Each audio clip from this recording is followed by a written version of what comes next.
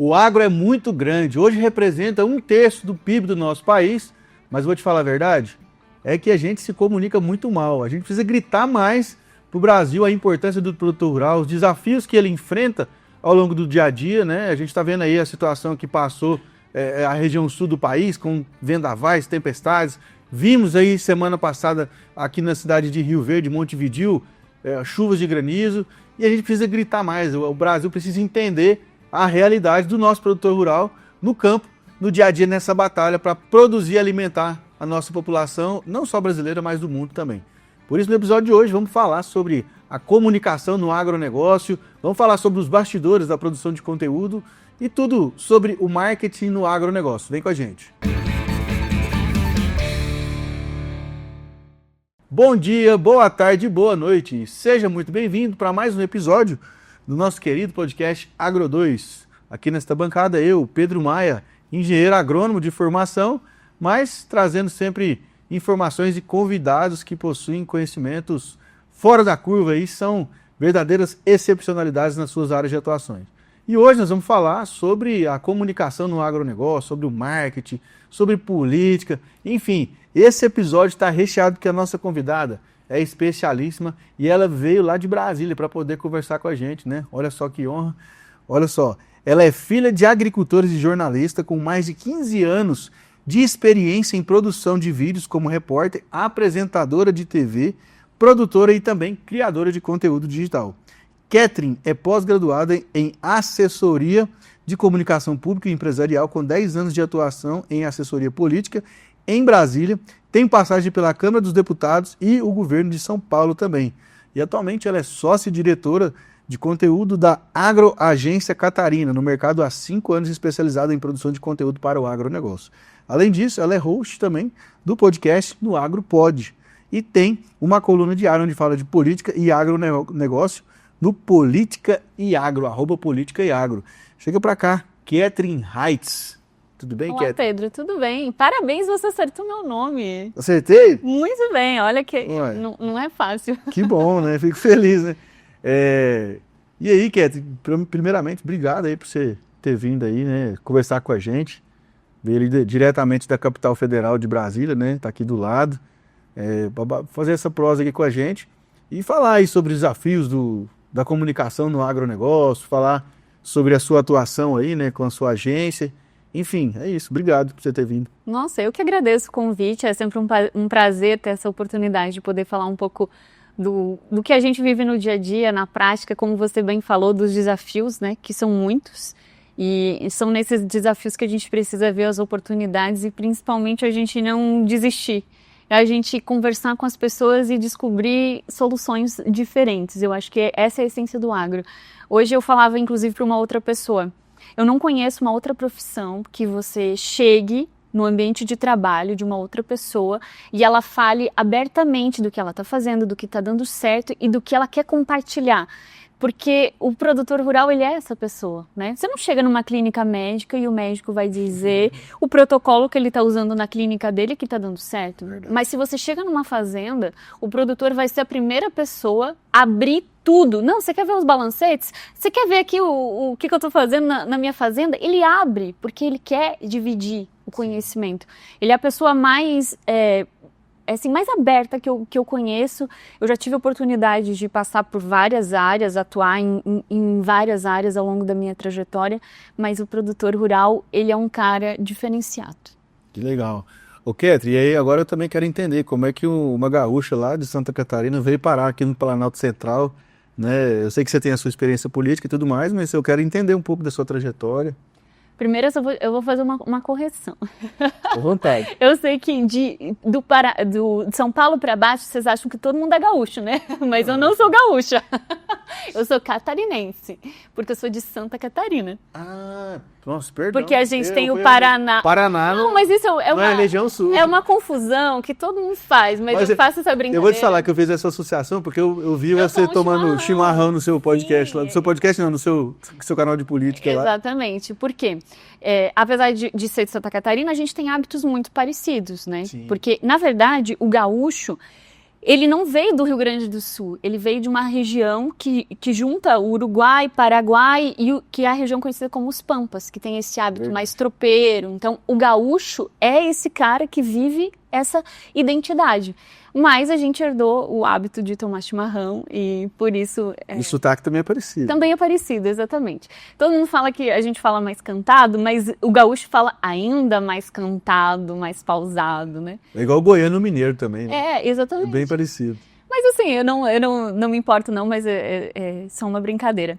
Então, como eu fui parar na política, né? Não, como você veio parar em Brasília? Como eu vim parar em Brasília, eu vim justamente pela política.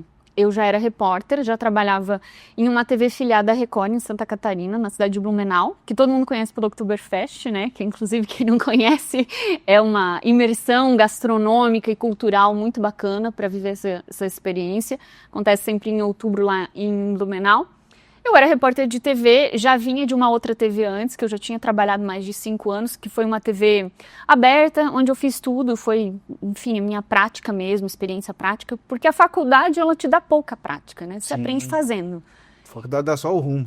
Exatamente, é aquela base teórica, mas se você não for para atividade, você não vai aprender nunca. E aí, eu estava nessa emissora e um parlamentar da minha região, que já era deputado federal, me convidou para ir para Brasília para fazer a assessoria de comunicação dele.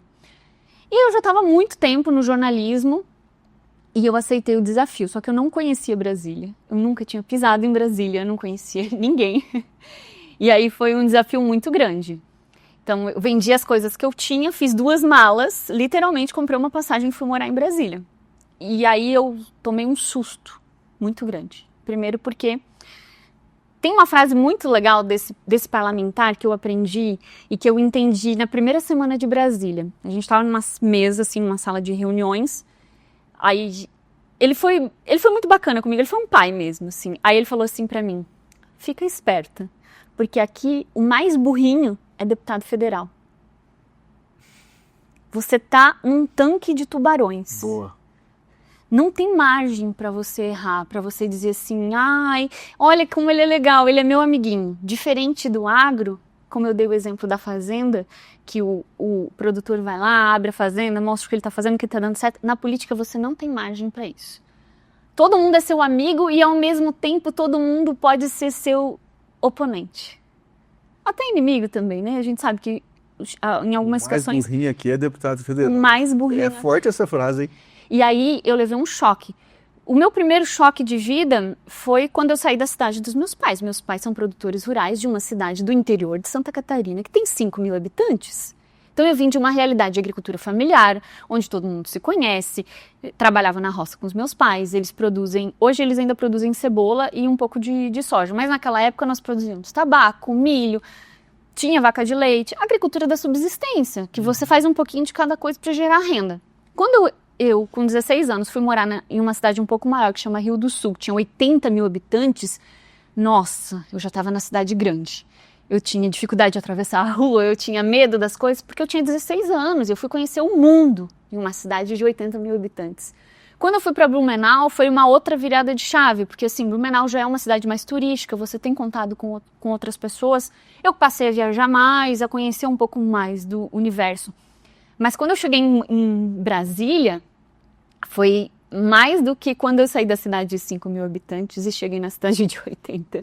Porque ali você pensa assim, nossa, é um deputado federal, quando ele vai visitar lá no interior. Quando você chega em Brasília, ele é só mais um dos 513. Aí você falando do SUS que você tomou, né, em Brasília, que foi essa, eu vou te falar outro SUS que você tomou. Do custo de vida. Foi. Esse foi. Não é? Foi desesperador. Não é? Desesperador. Porque você saiu de uma cidade de Blumenau, eu não conheço, mas com certeza é mais barato que Brasília. É mais barato. Hoje não é tão mais barato. Mas na época que eu cheguei, faz 9 anos que eu tô em Brasília. Na época que eu cheguei, sim. E aí eu achei que eu tava chegando com um salário altíssimo. Quando eu vi, eu falei, nossa, peraí. Tô na média.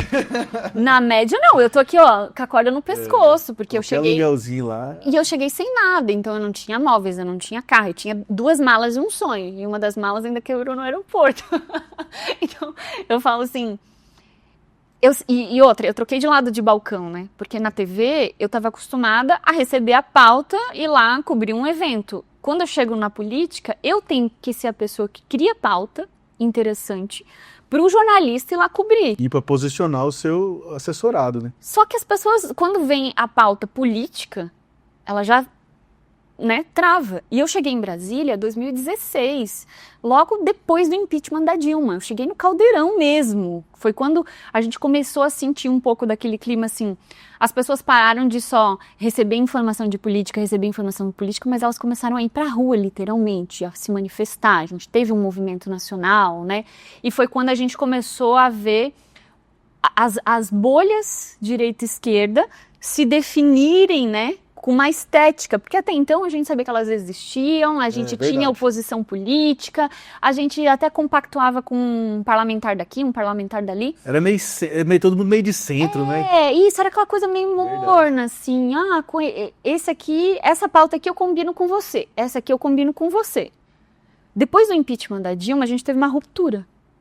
Verdade. Parece que a gente foi forçado a você ser de direita, eu ser de esquerda, ou ao contrário, você tinha que ter um posicionamento.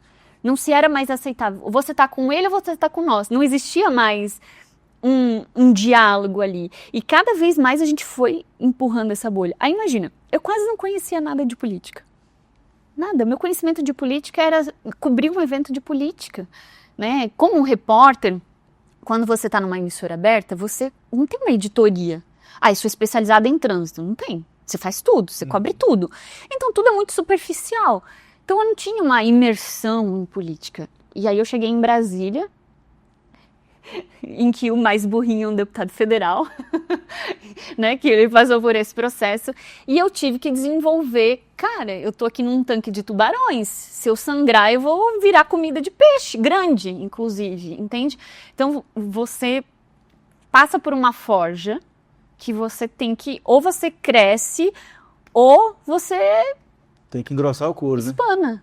Espana. Você não aguenta. A pressão foi muito grande. O primeiro ano foi muito difícil. Eu chorei muito, não tenho vergonha de dizer assim, me desesperei várias vezes. Normal, ser humano. Por quê? Minha família estava a 1.700 quilômetros de distância. Isso faz era assim, vou lá esse final de semana, né? Não era assim. Exatamente. Eu já morava fora de casa desde 16 anos, mas eu pegava o carro no final de semana, 1h30, eu estava na casa dos meus pais, eu ia lá comer a maionese de batata da minha mãe, sabe? Eu tava próxima deles. Eu cheguei numa cidade que eu não conhecia ninguém, eu não tinha nenhuma referência de amizade, de dizer assim, nossa, que bom, vou almoçar com você nesse domingo. Associado a isso, eu levei justamente esse susto do custo de vida. Então não tinha dinheiro para ficar saindo, para jantar fora, para conhecer pessoas, porque você se relaciona conhecendo pessoas. Sim. E indo a lugares quando você tem dinheiro, principalmente, ou o networking. Eu não tinha nenhum dos dois, nem networking e nem dinheiro. E aí esse primeiro ano foi muito de, eu preciso estudar, e eu preciso fazer isso aqui dar certo, porque eu não tenho como voltar, sabe? Isso aqui é uma roda, tem que ir pra frente, eu não tenho possibilidade de voltar. Então eu passei esse ano, a Câmara, ela tem um setor, a Câmara dos Deputados tem um setor lá que chama CEFOR, que é um centro de formação. E existem vários cursos gratuitos. E você sendo funcionário, você pode fazer. Então eu vivia me matriculando nesses cursos, principalmente para entender o processo legislativo. Por quê? Tudo era novidade para você. Tudo era novidade. E o processo legislativo no Brasil, ele é assim, você tem o regimento interno da casa, a legislação diz que funciona A, mas o presidente ele pode abrir B, C, D, E, o relator pode colocar uma emenda, não existe uma fórmula. Por isso todo mundo quer ser presidente, né? Exatamente, porque o presidente tem uma autonomia para ir lá mudar, mas regimentalmente o que ele pode? Então assim, não é algo que você estuda, não é como uma tabuada, que você estuda e ela vai ser um número exato, não. Imagina isso pro deputado que cai lá também, que muitas vezes é o primeiro mandato, também apanha um pouquinho, não apanha? Com certeza, e principalmente porque o deputado de primeiro mandato, às vezes ele vem com uma ansiedade de eu não vou me corromper pelo ambiente de Brasília, e eu acho isso muito legal. Eu vou mudar o mundo, né? Eu vou mudar o mundo. E aí, nessa ânsia de não querer se misturar com o ambiente de Brasília, que ele vai se corromper, ele quer trazer uma equipe toda do Estado, que não conhece a realidade de Brasília, que não viveu política, que não entende de legislação. Por isso que a gente vê alguns parlamentares, nos 2 primeiros anos de mandato, quase inexpressivos. Não dá conta de fazer nada. Não consegue. Já é muito difícil fazer alguma coisa. Mas, por exemplo, imagina que para você aprovar um projeto, você tem que ter a maioria dos 513. Se você não tiver diálogo, networking, apresentar um bom projeto estruturado, que você, mais que isso, sente à mesa com o seu oponente e discuta seu projeto com ele. Porque mesmo que eu não concorde com o seu posicionamento político, eu preciso do seu voto, tu entende? E aí eu vejo muito assim, o parlamentar chega lá, eu fui eleito assim, eu não posso trair. Eu concordo, você não pode trair seu eleitor, se você foi eleito, mas você tem que jogar o jogo. Se você não jogar o jogo, você não sobrevive. E mais que isso, você fica um parlamentar inexpressivo que não vai conseguir se reeleger, porque você não conseguiu fazer nada, entende? Então, ou você aprende a jogar o jogo, ou você faz essa imersão que eu fiz. Como parlamentar, se você conseguir se cercar de um grupo de parlamentares mais experientes, que defendem as mesmas bandeiras. Vou dar o exemplo, por exemplo, da pauta agro dentro da Câmara. Eu acompanho o Congresso há 9 anos. Por coincidência, ou destino, eu vim com um parlamentar que era engenheiro agrônomo. Então ele já tinha essas bandeiras da política, do agro, da agricultura familiar. Ele foi um engenheiro agrônomo responsável por fomentar a EPAGRE em Santa Catarina. A EPAGRE é uma entidade público-privada com um trabalho de extensionistas nas propriedades rurais fantástico, sabe? Então, ele desenvolveu esse projeto lá, ele veio da agricultura familiar, então a gente tinha essa base do agro já muito enraizada. Mas não existia um consenso de uma pauta única do agro. Cada um falava o que queria. Por exemplo, ele que veio de uma realidade de agricultura familiar queria defender as bandeiras dele. O parlamentar que veio do Mato Grosso, que está acostumado com uma outra realidade de grandes fazendas, de produtores muito tecnificados, muito qualificados, que já estão falando em mecanização de produção muito à frente. Não tem como você, trazer para a mesma balança de diálogo. Uhum. Mas, felizmente, essa legislatura, eu acho que foi a legislatura que a gente mais ganhou uma força agro de representatividade dentro do parlamento. Concordo. Por quê?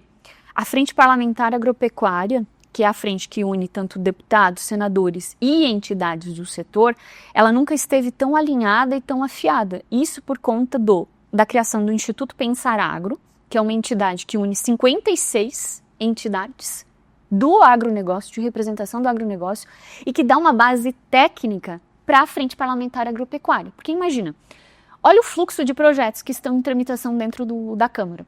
O parlamentar não tem condições, mesmo que ele queira, de ler e de estudar todos esses processos. Não dá. E mesmo que ele defenda a bandeira. Vou dar um exemplo, por exemplo, recente que a gente teve da discussão da COP30. A Frente Parlamentar precisou sentar e unir um texto único em defesa do agro para ser levado para a COP30. Como você vai fazer isso sem diálogo? Mesmo dentro da bancada, mesmo com esse conflito de interesses de quem vem da agricultura familiar, de quem está focado em inovação, de quem... Cara, dentro do agro a gente tem uma série de conflitos de interesses. Então, esse instituto conseguiu trazer uma base técnica de fazer uma análise. Deputado, o projeto é esse, nós analisamos o impacto técnico, se ele for aprovado, vai ser esse. Aí o parlamentar tem uma base para decidir, não, eu vou votar com esse projeto. Não, eu vou ser contrário a esse projeto. E mais que isso, a Frente Parlamentar, ela reúne todas as semanas, quase todas as semanas, terça-feira, meio-dia, para um almoço. E é dali que sai a pauta agro da semana. A bancada está ali para decidir um único texto. Ah, não, nós vamos apoiar isso, nós vamos ser contrários. E a gente não via isso. E sabe o que é mais engraçado? A gente vê muito, falar até de uma forma pejorativa, né? Ah, os lobistas. Os lobistas estão fazendo lobby dentro do Congresso.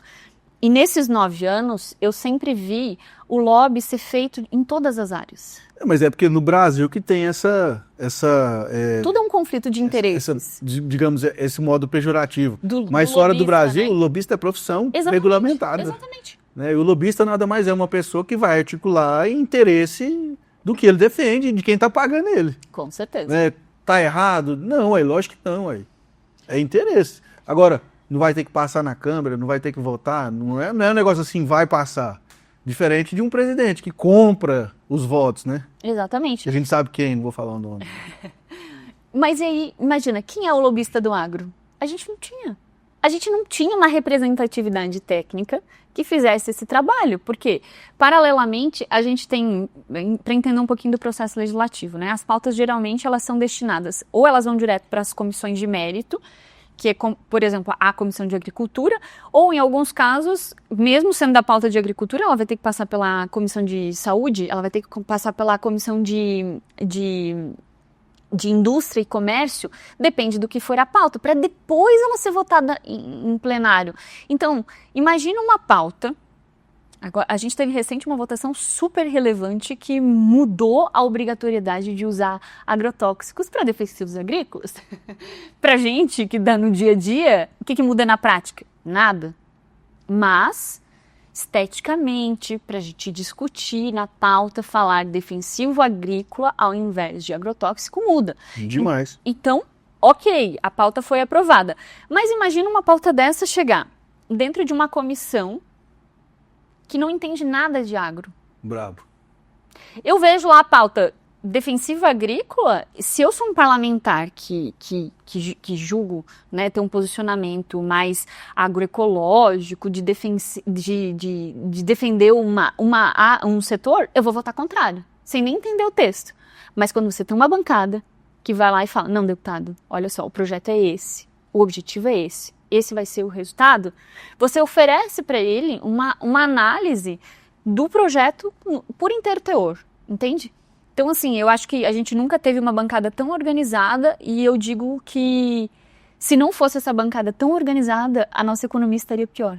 Por quê? Demais. A gente conseguiu barrar projetos muito importantes, a gente conseguiu avançar com projetos importantes, mesmo com um governo tão contrário ao agronegócio. Porque é isso, a gente tem... Quando você é oposição, você não tem a caneta na mão, mas você faz pressão. E se essa pressão não for organizada, se cada um puxar só uma cordinha, você não vai ter resultado efetivo nenhum, né? Então a gente avançou com o projeto das terras de fronteira, que era algo muito sério. A gente está tentando... eu digo como se eu fizesse parte, né? Mas é porque eu acompanho tanto que eu já me sinto parte. Mas a gente avançou com um projeto da antifacção que criminaliza principalmente as invasões, né? A gente tem históricos de invasões de grupos organizados como MST dentro de fazendas produtivas, e você não tem nenhum dispositivo legal para ir lá e dizer essa propriedade é minha, você está em área privada. Tem uma série de discussões aí que eu poderia... Mas você falando, Catherine, do agro, né? Mesmo um governo tão contra, né, o agronegócio, mas eu vejo que o agro no Brasil, o agricultor brasileiro, né, ele é um patrimônio nosso, né, que eu digo porque culturalmente falando, o nosso agro virou uma máquina que ele anda sozinho. Independente de ser o político A ou B que está no poder, ele continua, ele segue produzindo, porque ele não tem tempo de parar para ouvir essa briga. De parar para ouvir e ficar nessa polarização. O povo precisa comer, o Brasil precisa exportar alimento, nós temos uma China para alimentar, um Estados Unidos para alimentar, o resto do mundo para alimentar. Então, assim, o agro ele é meio que um terceiro país aqui, né, um segundo país que roda sozinho, independente de quem está lá no poder. O que o governo precisa fazer é só não atrapalhar. Exatamente.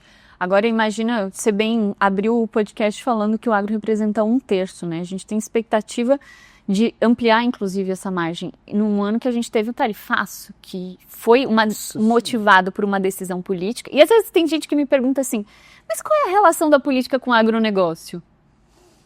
Aí eu fico pensando, gente, como que eu respondo para essa pessoa, né?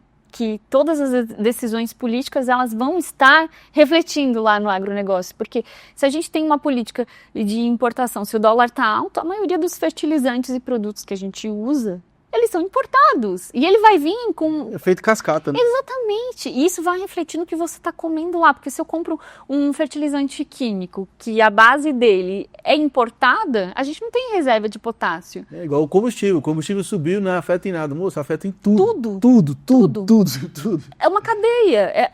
É uma engrenagem que um fator vai dependendo do outro. E aí, por exemplo, o tarifaço. A gente teve setores que sofreram muito. Vou falar um que foi assim terrível. O setor madeireiro, principalmente. Eu acompanhei situações do setor que eles exportavam a tábua sem beneficiamento nenhum E aí eles viram um mercado em aquecimento nos Estados Unidos, investiram milhões em máquinas para fazer o beneficiamento, ou seja, ao invés de vender a tábua, eu vou vender a porta, a estrutura da porta pronta beneficiada. Então você tem um custo de máquina, um custo de indústria, um custo de implementação muito alto. O que aconteceu? Fechou a exportação. O setor madeireiro, por exemplo, em Santa Catarina, que é um estado que eu acompanho mais de perto, está demitindo em massa. Em massa. E era um mercado que estava assim, vamos investir porque está aquecido, vamos investir. E aí, do dia para a noite, uma decisão política, que foi motivada por uma decisão política, não econômica, a gente sabe disso, o seu mercado muda completamente. E aí, aquele investimento que você fez com um planejamento a longo prazo para ir pagando o custo, não existe mais, você não consegue, você não tem fluxo. A gente teve uma revisão do tarifaço recente do Trump, que incluiu outros produtos, né, como café, a gente teve algumas reduções, mas ainda ficou fora, principalmente essa questão da madeira, que é um ponto muito estratégico. Mas, por outro lado, acho que o tarifaço abriu os nossos olhos para outros mercados, que a gente tinha esquecido. Que é aquela coisa, imagina, você também é empreendedor, aí você tem um cliente, e esse cliente é responsável por 80% da sua receita. E aí você só dá atenção para esse cliente, por quê? Porque ele é seu melhor cliente, né? Você tem que dar atenção para ele. E aí você tem outros 4 clientes que são responsáveis por os outros 20% da sua receita. E aí um belo dia esse cliente de 80% simplesmente fala para você, eu não quero mais seu trabalho. E aí? Agora? Até você bater na porta de outros clientes, apresentar o seu trabalho, mostrar seu projeto, convencer ele que o seu produto é bom, você vai patinar, você vai perder renda. E foi o que aconteceu com a gente. A gente estava muito bem ou mal acostumado com o mercado americano, porque paga em dólar, porque a gente tem uma exportação principalmente de carne, né, com altíssima qualidade. A gente viu genética de carne evoluiu muito, né, a pecuária evoluiu muito, a produção de carne brasileira evoluiu muito também, inclusive em áreas menores. E essa semana, inclusive, divulguei um estudo feito pela EPAGRE, que completou 50 anos, e que mostra que a régua de emissão de carbono, principalmente, né, o que é o principal problema da produção de carne, da pecuária? É a emissão de gases dos animais. Então, esse estudo da EPAGRE mostra que o manejo do animal que é feito em Santa Catarina, por exemplo, com a pastagem e alimentação que é feito lá, ele captura carbono ao invés de emitir carbono. Então, o boi deixou de ser o vilão para trazer a solução, entende? E saiu na COP30 também um estudo da Embrapa falando que o produtor rural é o que mais preserva a vegetação nativa. 59% das áreas preservadas do Brasil estão dentro de propriedades rurais. E aí a gente ouve pessoas falando que o agro é o que mais desmata, é o que não preserva. Não, e detalhe, né? Isso aí a gente não vê a grande mídia falando, né? Que saiu esse estudo na COP30, que é da Embrapa. Não teve visibilidade? Agora, o dia que pega um criminoso desmatando de forma irregular, aí quer botar a conta em todo mundo. Ai, porque esses produtores só querem desmatar. O produtor rural é a única, de novo, né? É a única pessoa que tem a obrigação de preservar. Não, a obrigação e a necessidade. E a necessidade. Porque aquele solo, aquela propriedade, é o ganha-pão dele. Ele vai querer destruir aquilo lá? Exatamente. Imagina assim, você tem um terreno urbano na cidade e o seu terreno tem, sei lá, 1.000 metros, 1.000 metros quadrados. E você tem que deixar 30% desses 1.000 metros quadrados de área preservada. É isso que acontece com o produtor rural. Em algumas áreas, quando você está mais para cima, né, na Mata Atlântica, por exemplo, a região do bioma amazônico, a área de preservação é 70%. E você tem que ter isso em escritura. Não, acho que é 80%. Eu acho que ele vai 80, subindo. 20. Ele vai subindo. Aqui exatamente. É o contrário, é 20, 80. No sul é 30% também. Ele vai oscilando. Mas você tem que ter isso na escritura, senão você não consegue emitir CAR, por exemplo. Se você não tem CAR, você não tem financiamento. Exatamente. Nem vender a soja. A produção, né? Eu falei soja, mas pode ser qualquer coisa. E aí a gente chega num ponto que a gente começou a falar. Por que a mídia não deu essas informações? Porque a gente se comunica mal ainda. Porque o produtor, ele quer falar só para a própria bolha. Ele não quer sentar na mesa e fazer política.